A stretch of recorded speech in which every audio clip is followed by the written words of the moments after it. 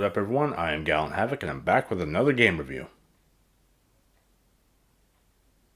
We haven't done one of these since Mortal Kombat 1.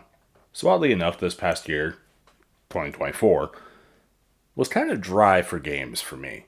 Sure, there was Dragon's Dogma 2, the Silent Hill 2 remake, and The Legend of Zelda Echoes of Wisdom, and you would think that me being a Zelda fan, Echoes of Wisdom would be one I would review right away. Or rather, the one I was most excited for. But not this time around. The one we anime and Dragon Ball fans were all waiting for was Dragon Ball Sparking Zero. And my Super Saiyan God, it delivered. So let's shonen jump right into this, and let's get started.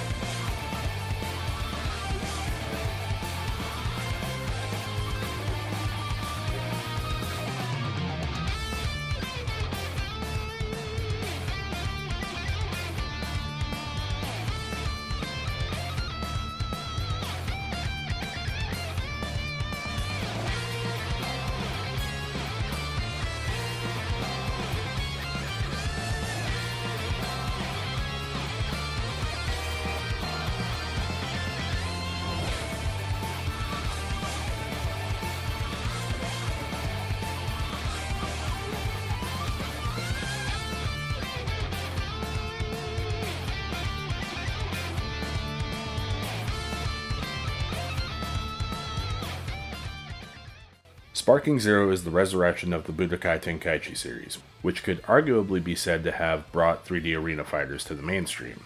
And I've said this before, but the Tenkaichi games, in my opinion, are the quintessential Dragon Ball experience. Freeform movement and flight, fast-paced combat, huge destructible environments, destructive and flashy super and ultimate attacks, and of course, the massive Dragon Ball roster. And Sparking Zero is no different, being a successor to what came before, adapting and changing to better fit today's standards. Sure, you could argue the Rage and Blast games were also successors, but something about Sparking Zero just adheres better to their original identity. However, some of Rage and Blast's DNA is prevalent in this game, especially with the impact animations of some attacks. But what was different and what was the same about Sparking Zero? To tell you the truth, nothing much. It literally feels like the official Budokai Tenkaichi 4 we fans wished for, but there are plenty of additions, adjustments, and polishes to make the games feel at least somewhat different. For example, this game is nowhere near as hurtful on your controllers, even if there is still plenty of button mashing, but it's pretty spread out. Clashes, or impacts as they're called in this game, no longer require you to mash the button. In fact, it's better to be more tactical and time your presses with the gauge, similar to what we saw in Budokai 3. And it's not limited to just beam struggles. Sparking Zero also introduces impact actions for strikes, grabs, and rushes, offering plenty of variety. And they are fun, unlike a certain other game that seems to focus solely on clashes. Looking at you, Ultimate Tenkaichi. Know your fucking place, trash! Now I will say, whether you're new to the Tenkaichi scene or a veteran, either way, play the tutorial. Please play the tutorial. There is loads to learn in this game. Button timing, combos, simultaneous presses, etc. And this all goes without talking about the control schemes. Fans of the Xenoverse games would appreciate the default setting, but me, I almost immediately went with Classic, Tenkaichi Veteran and all. And even though it could be argued the classic control style is like playing on hard mode in the competitive scene, I am not a competitive fighter. I'll come back to that later. But anyway, not only are there two modes for your controller, you can also fully customize your button mapping too. If you do play on classic though, I would strongly recommend swapping your emotes with your transformations. The left and right stick click. Trust me, it makes a world of difference. Now something I will say about the controls. There is some times where it can seem unresponsive. Say you're chaining a combo into a super. There have been plenty of times where it just wouldn't work. Like your character will just stop instead of properly following up like they should. I've learned to adjust to such a problem, but the issue is there. And timing. Timing is crucial in this game. You need to be accurate with timing your blocks and counters, otherwise it can be punishing. Especially if your opponent gets behind you for the infamous back shots.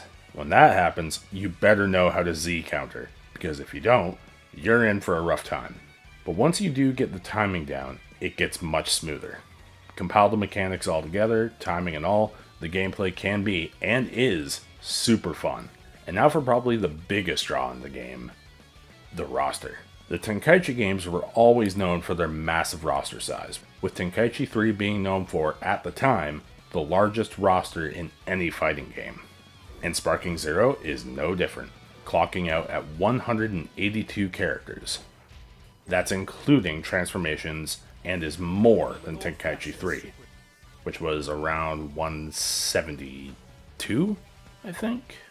Sure, you can make the complaint about the number of different versions of characters, but most notably Goku and Vegeta. And let me tell you, before the recent big update, second most recent update, before Superhero, the roster was very, very cluttered, with all transformations being in their own slots. Thank fuck they added a submenu for said transformations. It looks and feels so much better now. But anyway, the roster does have some notable omissions, such as some Dragon Ball characters and further GT characters. But honestly, I'm okay with that. It is an unwritten law in the fighting game world. Swap out some characters to switch it up a bit. Though it is kind of unfortunate that OG Dragon Ball continues to get the shaft. Give me back King Piccolo and Android 8 again, dammit. And when it comes to GT, yes, Super 17 missing is unfortunate.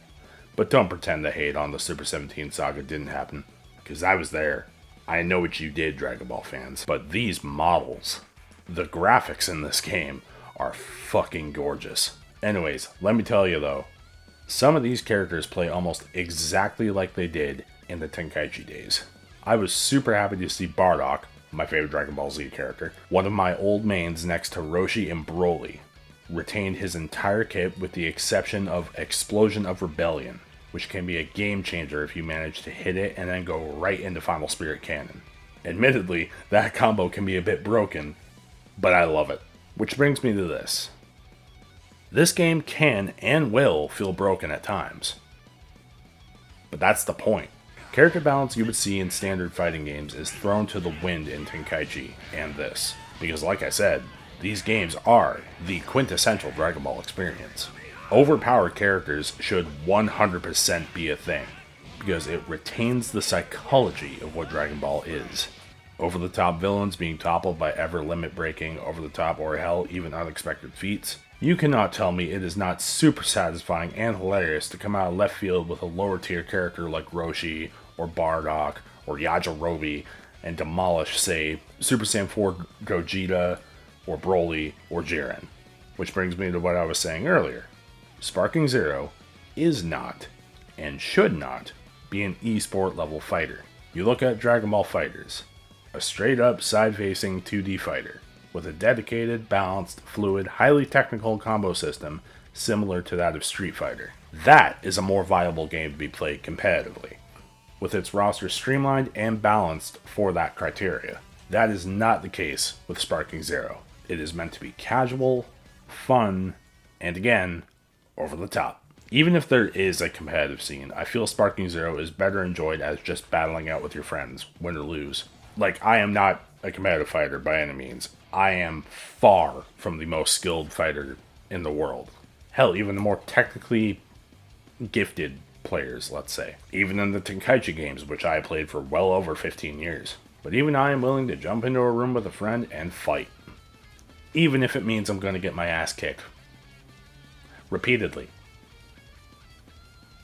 Shout out to my friend Brendan. Now going back to the roster, the game also features the ability to customize your characters, whether it be cosmetics or the ability items to spice up the battles a bit. With the cosmetics, while there is some variety for certain characters, there is none for others, which I think is a big flaw. At least give us the ability to change color palettes for characters who don't have swappable outfits or accessories. Now with the battle items, sure, they're great. Except for one teensy little detail. Health bars. There are 3 capsules that boost your health. I could be wrong, but they never grant you more than 2, maybe 3 bars. I miss the days where you could go into a fight and at the battle setup, you could adjust the number of health bars to really make your fights full-on epics. I believe it was Tenkaichi 2 that let you do that. But anyway, I think it'd be nice to have that option again, because admittedly, sometimes the fights are way too short in this one, even if you draw them out as much as you can. Moving on, I just realized I've gone without saying anything about one of this game's biggest features, that being episode battle, where you can revisit the story of the Dragon Ball universe or delve into some what-if scenarios through branching paths. It's alright. Like, it's good, but some of the branching stories I felt could have been better fleshed out than others. And none are more in-depth and varied than, you guessed it, Goku's. Vegeta got the shaft, once again. And sometimes you may accidentally complete or fail to complete objectives for the branching paths, which is part of the fun, I know, but it can definitely get frustrating. Especially with how hard some of the fights can be. Grade 8 Vegeta and Zamasu particularly. Seriously, it feels like the difficulty randomly spikes throughout the mode. Anyway, besides episode battle, you have the custom battle, which allows you to play through or even create your own branching path stories and share them online. Which sounds cool in concept, but in execution, it misses the mark. Mainly with how clunky it can seem. But upon actually playing with it, its biggest flaw is how time consuming it is to make even the simplest battle. Maybe you just really need to know how it works, but that's how it seems to me. And of course, you have the classic World Tournament mode, which allows you to participate in a typical bracket-style gauntlet of matches. Now, aside from those and the obvious offline-online battles, there isn't much, which is kind of a shame compared to the older Tenkaichi games that had modes like Ultimate Battle, Survival, and others. Me personally, I would have loved a more traditional ladder-style arcade mode, or hell, even just allow for World Tournament to have more than just 4 brackets. But what we got was fine. It just hurts replayability. And then there's the shop, where you go to buy characters, outfits, ability items, and other little features, and where Balma never shuts up.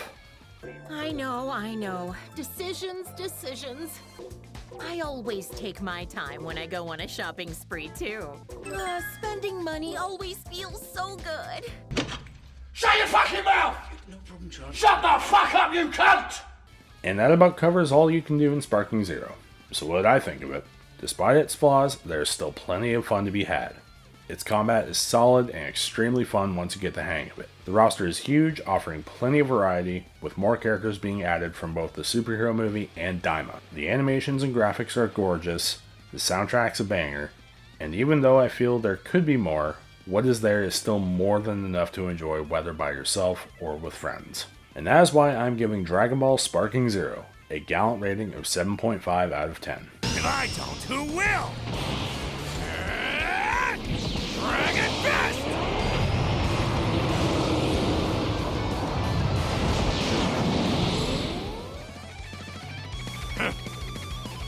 It would have been an 8 if it weren't for some of the modes leaving a lot to be desired. But like I said, what's there is a good, solid start. But what do you think of Sparking Zero? Drop a comment, let me know, let's talk about it.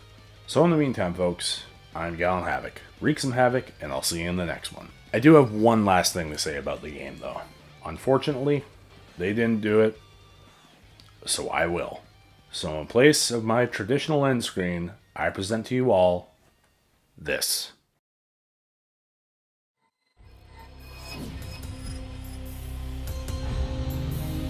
Always remember these words. Work hard, study well, and eat and sleep plenty. That is the Turtle Hermit way. We must master the art of peace in addition to the art of war. Trespass into the domain of the gods, and this is to go even further beyond!